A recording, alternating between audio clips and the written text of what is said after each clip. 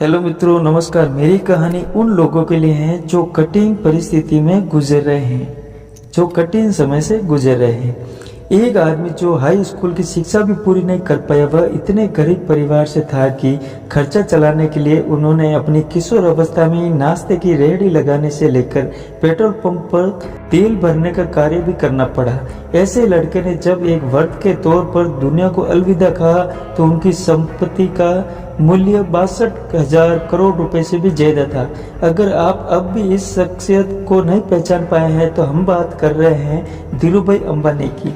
एक ऐसा सफल चेहरा जिसके हर एक गरीब को उम्मीद दी कि सफल होने के लिए पैसा नहीं, नियत चाहिए। सफलता उन्हीं को मिलती है जो उनके लिए जोखिम उठाते हैं।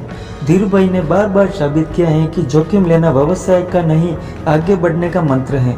शुरुआती जीवन 28 दिसंबर 1932 को गुजरात के जूनागढ़ में एक छोटे से गांव चोरवाड़ में धीरज लाल हीरालाल अंबानी का जन्म हुआ। पिता गोवर्धन भाई अंबानी एक शिक्षक थे, माता जमुनाबेन एक सामान्य गृहिणी थी। धीरूभाई के 4 भाई बहन थे। इतने बड़े परिवार का लालन पालन करना अध्यापक गोवर्धन भाई के लिए सरल काम नहीं था।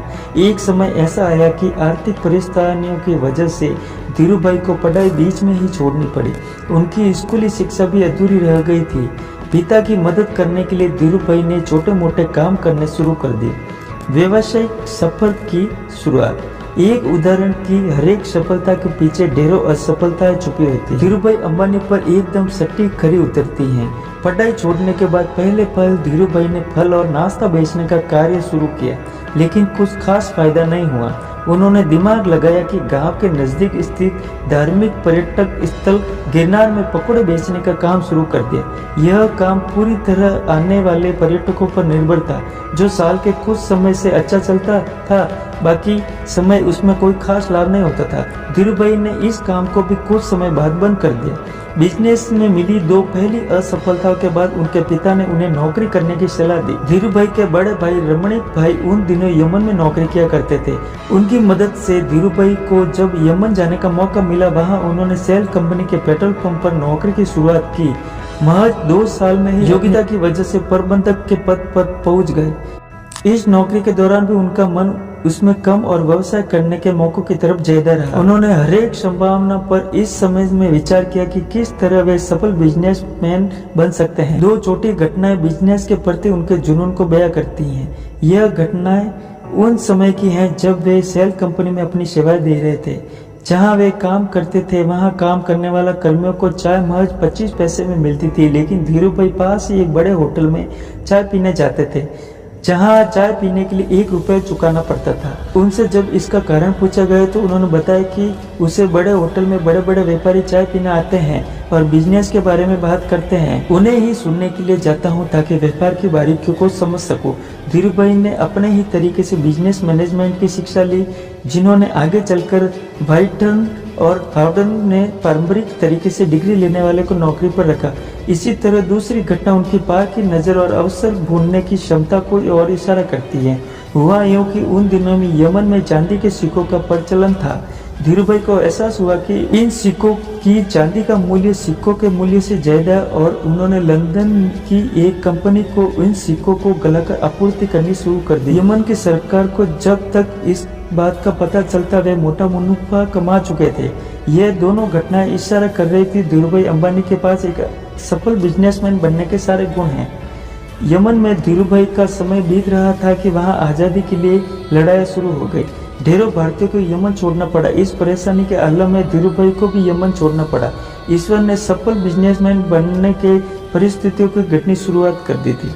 इस नौकरी के चले जाने के बाद उन्होंने नौकरी की जगह बिजनेस करने का निर्णय लिया, लेकिन व्यवसाय शुरू करने के लिए पैसों की जरूरत थी। धीरूभाई के पास निवेश के लिए बड़ी रकम नहीं थी, इसलिए उन्होंने अपने मामा त्रिम्बक लाल दामानी के साथ मसाला और शक्कर के व्यापार की शुरुआत की। यहीं पर रिलायंस कमर्शियल कॉरपोरेशन की नींव पड़ी। इसके बाद रिलायंस ने सूत के कारोबार में प्रवेश किया।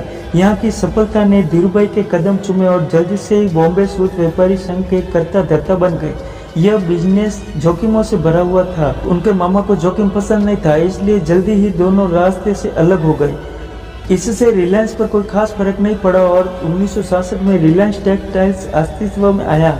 इसी साल रिलायंस ने अहमदाबाद के नरोड़ा में टेक्सटाइल मिल की स्थापना की।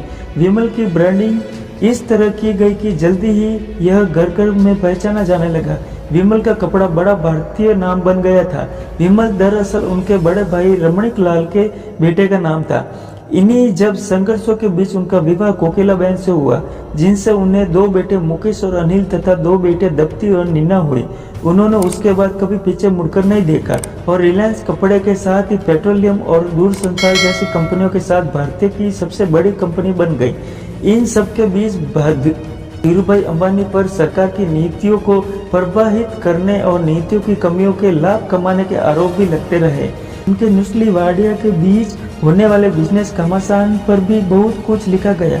उनके जीवन में प्रेरित एक फिल्म गुरु भी बनाई गई, जिसमें अभिषेक बच्चन ने उनकी भूमिका का निर्वहन किया। लगातार बढ़ते बिजनेस के साथ उनका स्वास्थ्य खराब हुआ और 6 जुलाई 2002 को उनकी मृत्यु हो गई।